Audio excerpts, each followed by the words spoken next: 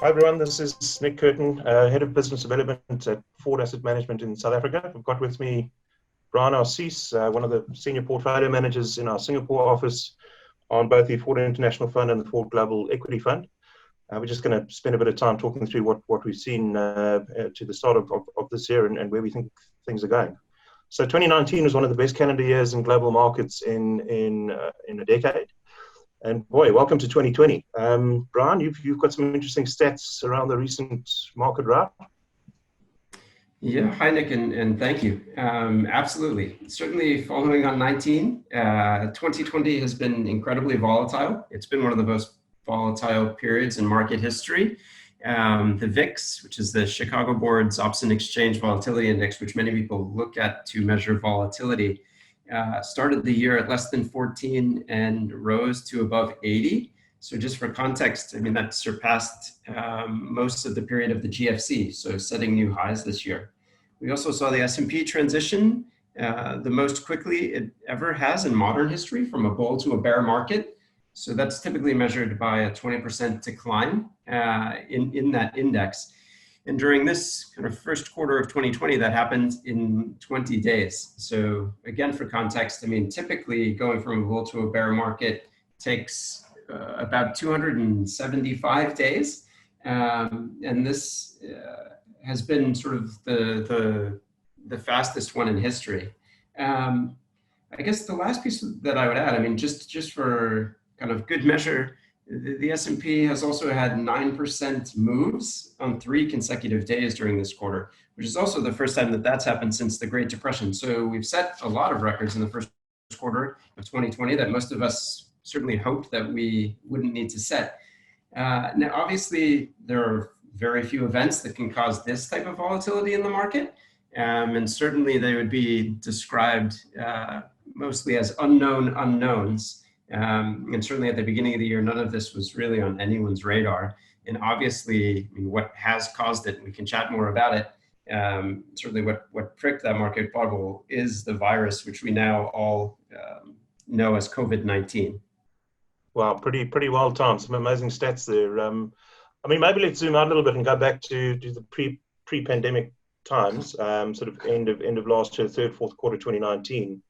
I mean, where was the world back then, and how are we seeing things from that time point? Well, certainly at the end of 2019, the beginning of 2020, things looked very, very different than they do today, both from an economic standpoint and a geopolitical standpoint. Risks had significantly declined. So at the end of 19 and sort of early January, we saw the US and China pen phase 1 of their trade agreement. Now, obviously, there's a lot of negotiations to take place, and not many expect the negotiation of phase 2, phase 3 to be either easy or completed in the near term. But just the absence of that increase in trade war was enough to add probably 0.5 percentage point to both US and Chinese GDP. So certainly moving from a headwind to a tailwind. And then also in Europe, finally, you had the United Kingdom officially announced that they would be leaving the European Union after more than 1,300 days of quite relentless debate and excruciating uncertainty. So obviously there as well, there's quite a long transition period and significant negotiation that will need to take place. But at least businesses can now plan. They know what the outcome will be. So that year on year was more of a tailwind than a headwind as well. And then from a financial conditions standpoint, I mean, the US Fed had lowered rates, interest rates, 3 consecutive meetings moving into the tail end of 2019. And real wages in that US economy had really begun to increase as well, particularly at the low end, sort of 1.5% growth, all the way up to 4.5% growth.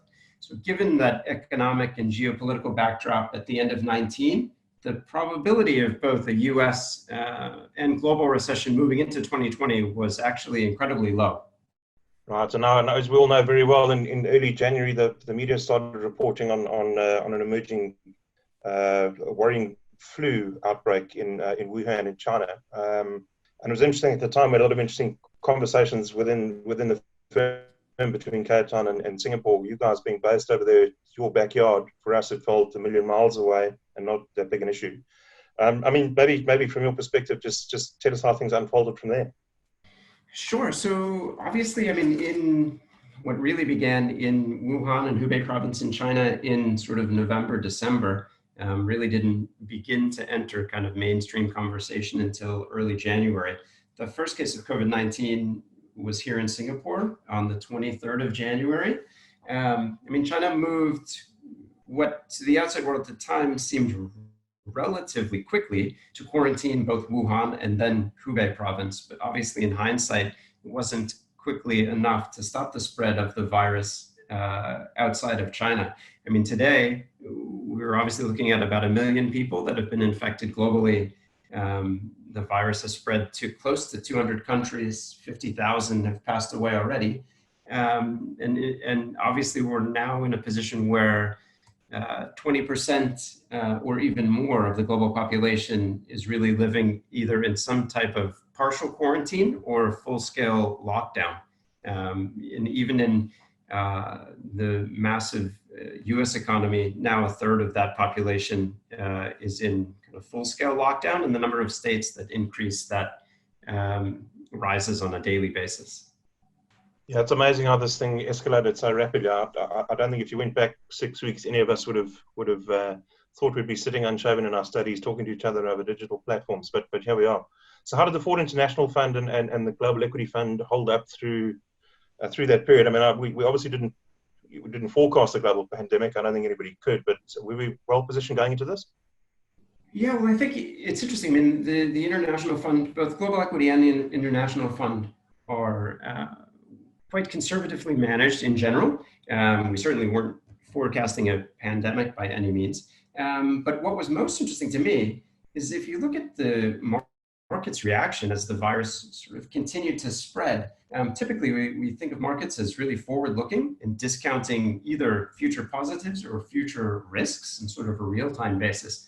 But the market's reaction to this event in particular was really at best coincidental. And I think probably at worst it even lagged. So I don't know if that's sort of a misplaced belief in the part of the market that this COVID-19 infection would sort of remain contained in Asia and remain quite small, with the closest comparison being the SARS outbreak in 2003, or just the fact that the market struggled to discount how large and unknown this was. But all the way until kind of mid-February, the market continued to make new highs.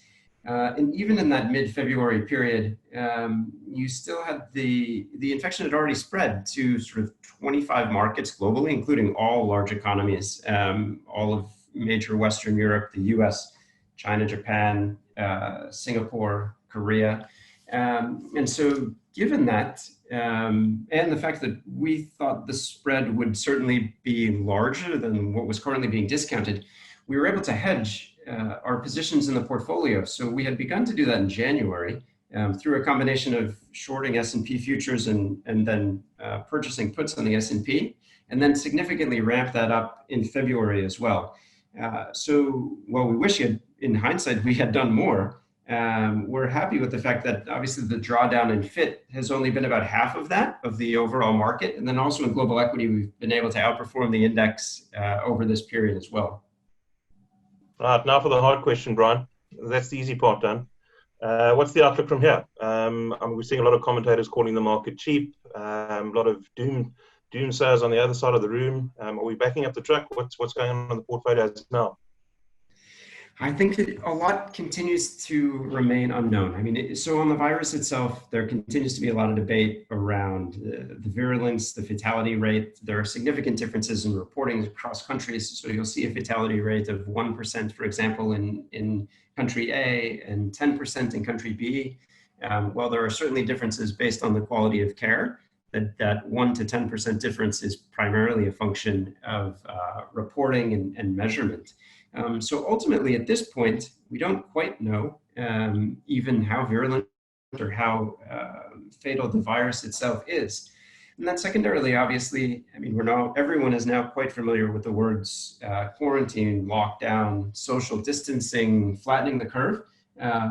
all of which will help reduce the spread of the virus and ultimately eliminate it in the global population. But at the same time, all of those things have a significant impact on the economy. So US unemployment, for example, has gone from 3% to now over 10% in a matter of sort of 2.5 to 3 weeks. I mean, in our mind, there are opportunities that are now beginning to emerge. So I wouldn't say we're backing up the truck, but we're certainly taking advantage of those opportunities to add either to existing holdings, given that they've decreased and are now quite attractive, or to introduce new names, new quality names to the portfolio that we've been following for quite a long time.